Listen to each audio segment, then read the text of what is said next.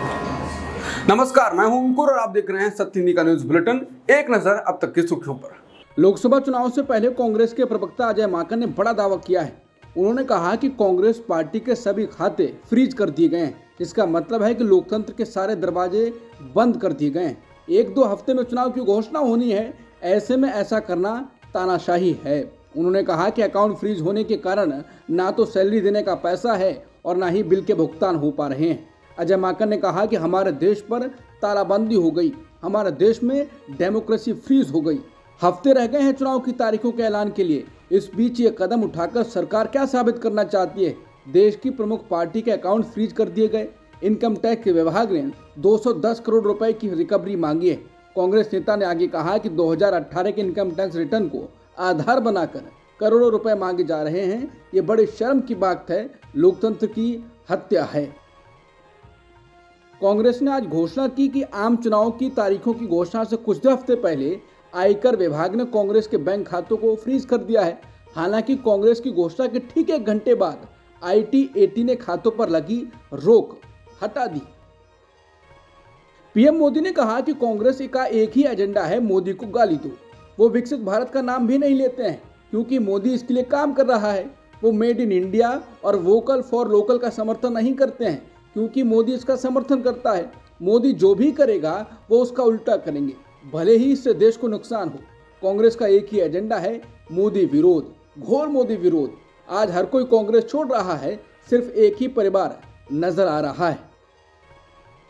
राहुल गांधी भारत जोड़ो न्याय यात्रा के दौरान बिहार के सासाराम में हैं। तेजस्वी यादव का भी उन्हें साथ मिला है। सासाराम में यात्रा शुरू हुई तो रेड कलर की जीप में राहुल तेजस्वी साथ दिखे। तेजस्वी यादव ने कार ड्राइव की और राहुल गांधी उनके बगल में बैठे। पीछे कांग्रेस नेता मीरा कुमार भी थी। सासाराम में भारत जोड़ो न्याय यात्रा के दौरान राहुल गांधी ने किसानों के साथ बातचीत की। किसानों ने आज भारत बंद का आह्वान किया है। बिहार के पूर्व डिप्टी सीएम और आरजेडी नेता तेजस्वी यादव ने भारत जोड़ो न्याय यात्रा को संबोधित किया और नीतीश कुमार को जमकर निशाने पर लिया। उन्होंने कहा कि आप सभी अच्छी तरह से जानते हैं कि हमारे सीएम कैसे हैं। वो किसी की बात नहीं सुनना चाहते। वो कहते थे मैं मर जाऊंगा लेकिन बीजेपी में शामिल नहीं होऊंगा।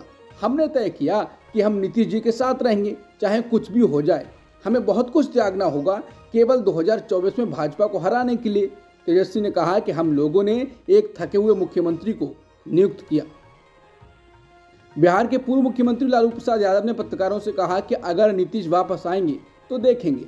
पत्रकारों ने लालू से नीतीश को लेकर सवाल पूछा था। इसके जवाब में लालू ने कहा आएंगे तो देखेंगे। जब उनसे सवाल किया गया कि क्या नीतीश के लिए अब भी दरवाजे खुले हैं, इस पर लालू ने कहा कि दरवाजा तो खुला ही रहता है। लालू यादव से आगामी चुनावों और राहुल गांधी के प्रधानमंत्री बनने को लेकर भी सवाल किया गया। लालू ने कहा कि जीतेंगे हम लोग। जब उनसे पूछा गया कि क्या राहुल गांधी पीएम बनेंगे, इस पर उन्होंने कहा उनमें कोई कमी थोड़ी है। राहुल गांधी ने इलेक्टोरल बॉन्ड पर कहा कि सस्ते में एयरपोर्ट बेचो, इलेक्टोरल बॉन्ड लो। सस्ते में माइंस बेचो, इलेक्टोरल बॉन्ड्स लो। रास्ते में जमीन बेचो, इलेक्टोरल बॉन्ड्स लो। राहुल ने कहा कि मैं देश नहीं बिकने दूंगा का नारा देने वाले प्रधानमंत्री मोदी चुनावी चंदे के लिए देश का हर संसाधन बेचने को तैयार हैं, मगर किसान अपनी फसल पर न्यूनतम समर्थन मूल्य भी ना मांगे क्योंकि किसान इलेक्टोरल बॉन्ड्स नहीं देता है। अजीब विडंबना है। कांग्रेस नेता सुप्रिया सुले ने कहा है कि इलेक्टोरल बॉन्ड्स पर सुप्रीम कोर्ट का ऑर्डर किसी और सरकार के खिलाफ आया होता तो देश का मीडिया आज प्रधानमंत्री के इस्तीफे की मांग कर रहा होता। उन्होंने कहा कि इस असंवैधानिक स्कीम के जनक मोदी जी पर कोई सवाल क्यों नहीं।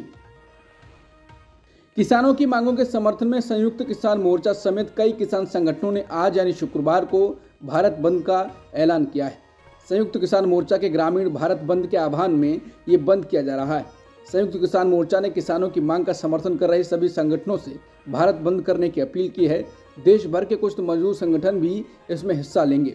इस बंद में हिस्सा लेने के लिए दिल्ली की ओर कूच कर रहे पंजाब के कुछ किसानों को अंबाला के नजदीक हरियाणा में रोक लिया गया। सुरक्षा कर्मियों ने उन्हें रोकने के लिए आंसू गैस के गोले छोड़े। भारत बंद को देखते हुए राजधानी दिल्ली समेत कई राज्यों में सुरक्षा के व्यापक इंतजाम किए गए हैं। दिल्ली पुलिस के मुताबिक उसने प्रदर्शनकारियों को दिल्ली में न घुसने देने के लिए पूरे इंतजाम किए हैं। पंजाब में प्रदर्शनकारी किसानों और केंद्रीय मंत्रियों के बीच तीसरे दौर की बातचीत गुरुवार देर रात तक चली। वार्ता के बाद इसमें शामिल एक मंत्री ने कहा है कि बातचीत सकारात्मक रही है। अब इस पर अगले दौर की बातचीत रविवार को होगी, यानी इस बीच किसानों का विरोध प्रदर्शन जारी रहेगा। हरियाणा स्थित किसान संगठन भारतीय किसान यूनियन चढ़ूनी ने किसानों के खिलाफ पुलिस कार्रवाई के विरोध में हरियाणा, पंजाब और राजस्थान में टोल प्लाजा को 3 घंटे के लिए फ्री करने और ट्रैक्टर मार्च निकालने की घोषणा की है। दिल्ली और हरियाणा के बीच सिंघू और टिकरी सीमाओं पर जारी नाकाबंदी के बीच किसान और ट्रेड यूनियनों ने शुक्रवार को भारत बंद का आह्वान किया है। इस बीच दिल्ली पुलिस ने किसानों को रोकने के लिए 30,000 से अधिक आंसू गैस के गोलों का आदेश दिया है। उन्होंने कहा कि पुलिस शुक्रवार को अतिरिक्त सतर्क रहेगी। मणिपुर के चुराचांदपुर शहर में फिर से हिंसा हुई है। कम से कम एक व्यक्ति की मौत हो गई और कई अन्य घायल हो गए। दरअसल हथियारबंद लोगों के साथ एक वीडियो में दिखने पर पुलिसकर्मी को निलंबित किए जाने के बाद बवाल हो गया। पुलिसकर्मी के समर्थन में भीड़ ने जिला पुलिस अधीक्षक के दफ्तर पर प्रदर्शन किया और कथित तौर पर पथराव किया। सुरक्षा बलों ने जिला पुलिस अधीक्षक के दफ्तर पर जमा हुए सैकड़ों लोगों को हटाने के लिए बल प्रयोग किया। नोएडा की जिस रेप पार्टी में यूट्यूबर एल्विश यादव का नाम सामने आया था, अब उस मामले में बड़ा खुलासा हुआ है। रेप पार्टी में मिले सांपों के जहर को FSL रिपोर्ट सामने आई है। इस रिपोर्ट में कोबरा, करैत सहित कई सांपों का जहर पाया गया है। इस मामले में एल्विश यादव का नाम जुड़ा हुआ था। रिपोर्ट सामने आने के बाद अब यूट्यूबर एल्विश यादव की मुश्किलें बढ़ सकती हैं। दरअसल घटना सामने आने के बाद नोएडा पुलिस ने जांच के लिए जयपुर FSL को कुछ सैंपल भेजे थे। अब इसकी रिपोर्ट सामने आई है। बता दें, एल्विश यादव पर रेप पार्टियों में सांपों के जहर का इंतजाम कराने का आरोप है। नोएडा पुलिस ने खुलासा किया था कि नोएडा में होने वाली बड़ी रेप पार्टियों में सांपों के जहर का इस्तेमाल होता था। अमेरिकी राष्ट्रपति जो बाइडेन ने एक बार फिर यूक्रेन की मदद की अपील की है। उन्होंने कहा है कि अगर इस बेहद अहम मोड़ पर यूक्रेन को समर्थन नहीं मिला तो इतिहास में इसे कभी भुलाया नहीं जाएगा। बाइडेन ने अमेरिकी संसद में कहा कि इस समय यूक्रेन की मदद बेहद जरूरी है। अमेरिका की ओर से यूक्रेन को $60 अरब की मदद वाले बिल पर बहस से पहले बाइडेन ने संसद सदस्यों से इसके पक्ष में मतदान की अपील की। बाइडेन ने कहा कि इस बिल का समर्थन करने का मतलब ये है कि आप रूस के राष्ट्रपति व्लादिमीर पुतिन के खिलाफ तन कर खड़े हैं। अगर आप इसका समर्थन नहीं दे रहे हैं तो इसका मतलब ये है कि आप पुतिन के हाथों खेल रहे हैं। इतिहास देख रहा है। भारतीय महिला खिलाड़ियों का बैडमिंटन एशिया टीम चैंपियनशिप में जीत का सिलसिला जारी है।